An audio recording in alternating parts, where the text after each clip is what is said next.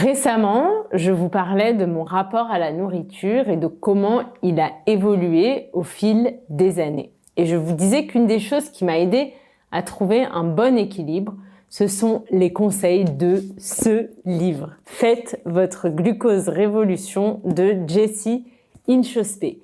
Et depuis que je l'ai lu, j'en parle à tout le monde parce que ce livre m'a aidé à comprendre beaucoup de choses et aujourd'hui, je vais partager avec vous ce que j'ai appris grâce à ce livre. Bonjour à tous, bienvenue dans une nouvelle vidéo, j'espère que vous allez bien. Si vous êtes nouveau sur la chaîne, bienvenue, je m'appelle Elsa et sur cette chaîne, je vous aide à apprendre le français avec des sujets intéressants. Vous trouverez assez peu de grammaire et de listes de vocabulaire sorties de tout contexte sur cette chaîne. L'idée, c'est vraiment d'apprendre en contexte. Donc si cette méthode vous plaît, n'hésitez pas à vous abonner à la chaîne et si vous avez envie d'aller plus loin et d'étudier avec les vidéos, vous avez accès à du contenu exclusif dans le club Piece of French et notamment, je vous recommande de d'abord lire la liste de vocabulaire de la vidéo puisque ça va vous aider à mieux repérer les nouveaux mots de vocabulaire et à mieux les intégrer. Donc si ça vous intéresse, je vous laisserai les détails en barre d'infos pour rejoindre le club Piece of French. Et commençons avec cette vidéo. La première chose que j'ai appris en lisant ce livre, c'est que 90% de la population souffre d'un dérèglement du glucose et donc que sûrement moi aussi.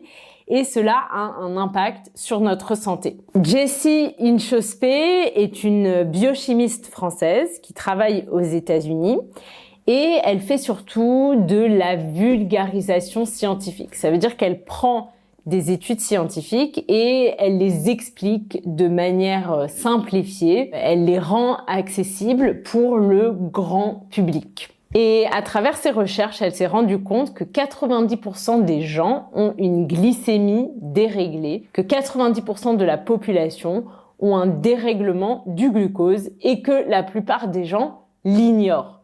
La plupart des gens ne sont pas au courant qu'ils ont un dérèglement du glucose. Quand on mange quelque chose qui contient beaucoup de glucose, comme quelque chose de sucré ou alors des féculents comme du pain, des pâtes, cela crée un pic de glucose dans notre organisme. Et sans rentrer dans les détails de ce qui se passe au niveau cellulaire, tous ces pics de glucose tout au long de notre vie ont un impact sur notre santé. Ces pics de glucose à répétition peuvent causer de la fatigue chronique, des fringales. Avoir une fringale, ça veut dire avoir faim tout d'un coup, avoir une faim pressante, subite. Il faut manger tout de suite. Donc ça peut causer de la fatigue, des fringales, un vieillissement prématuré, de l'infertilité et à terme, ça peut causer des maladies inflammatoires comme le diabète de type 2 ou des problèmes cardiaques.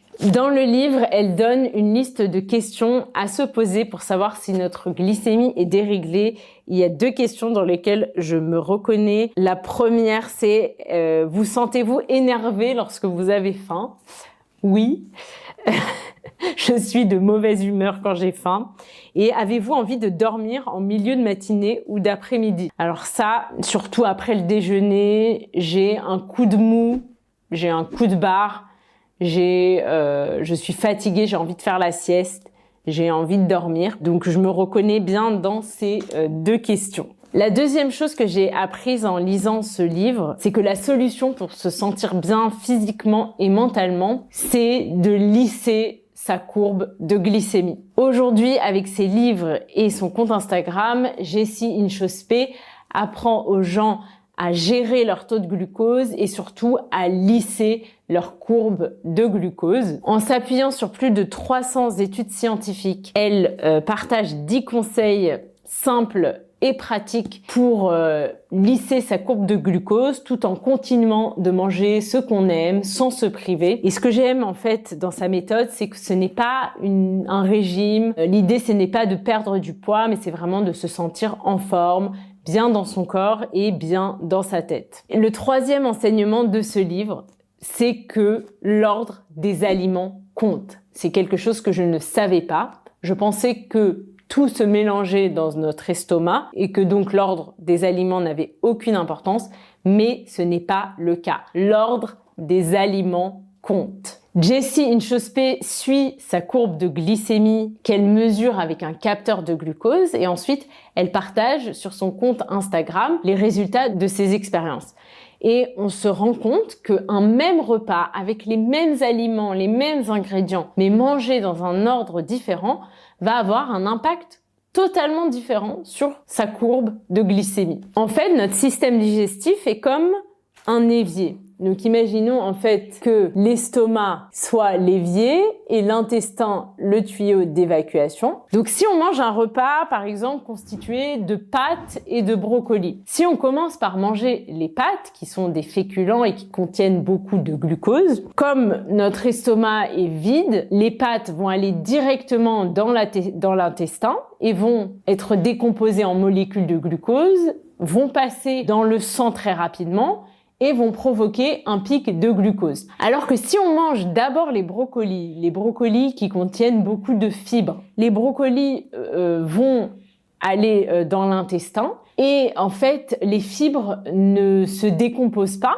elles vont tapisser l'intestin d'un gel qui va ensuite ralentir l'absorption du glucose des pâtes. Donc les pâtes en fait vont arriver plus lentement dans l'intestin et vont se décomposer plus lentement et les molécules de glucose vont passer plus lentement dans le sang et donc cela ne va pas créer de pic de glucose ou en tout cas un pic bien moins important. J'ai toujours pensé que tout se mélangeait, que les pâtes et les brocolis se mélangeaient dans l'estomac, mais en fait c'est pas le cas.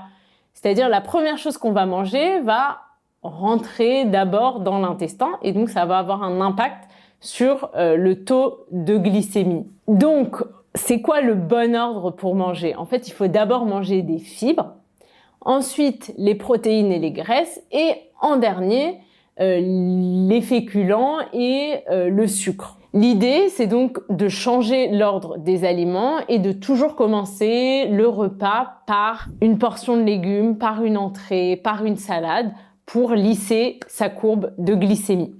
Et c'est un conseil qui est très facile à mettre en place et c'est quelque chose que j'essaye de faire maintenant.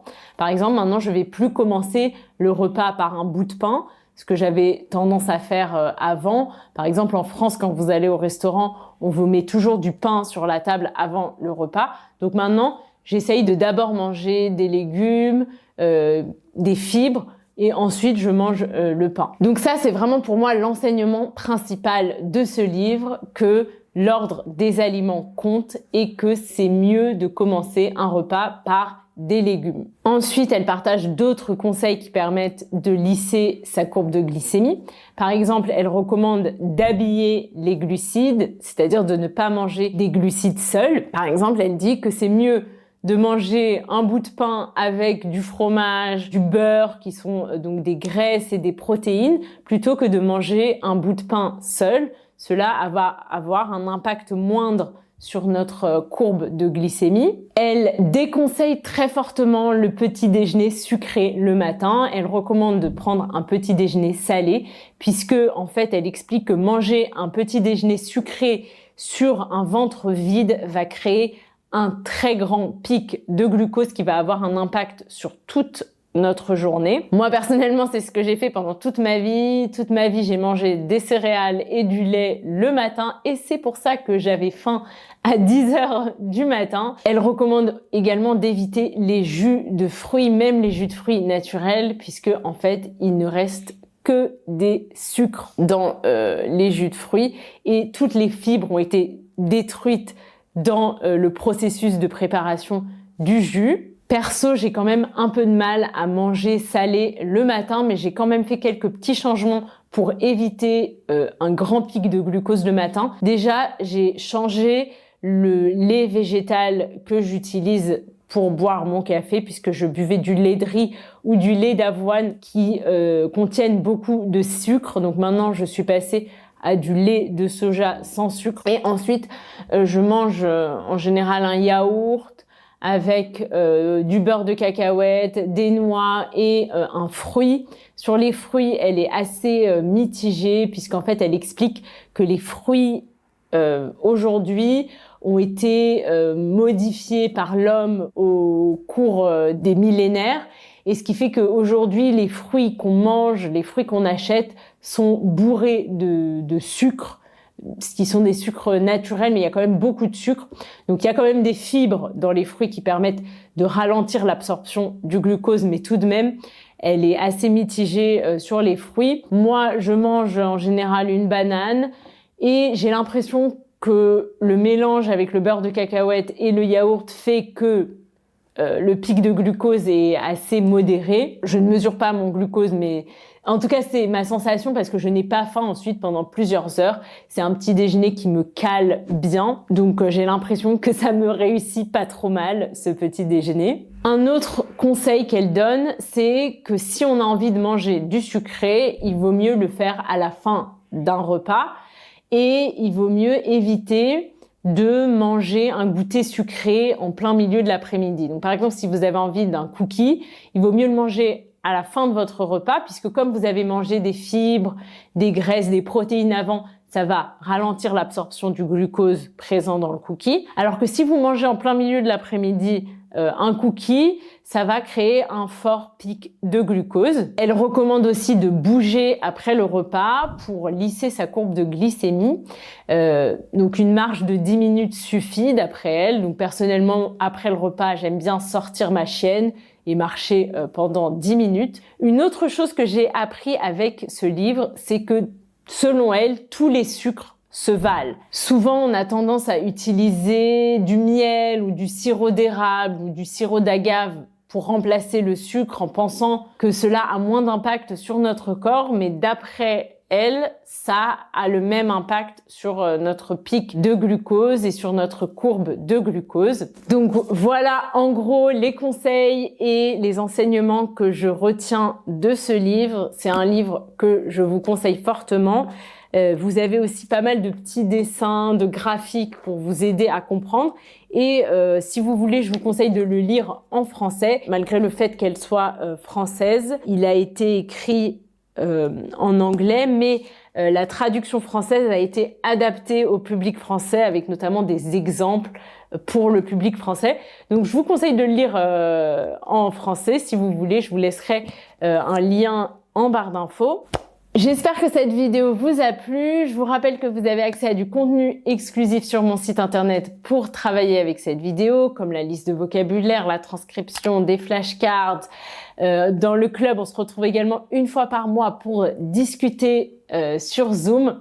Donc je vous laisserai tous les détails en barre d'infos et je vous dis à très vite pour une nouvelle vidéo. Bisous!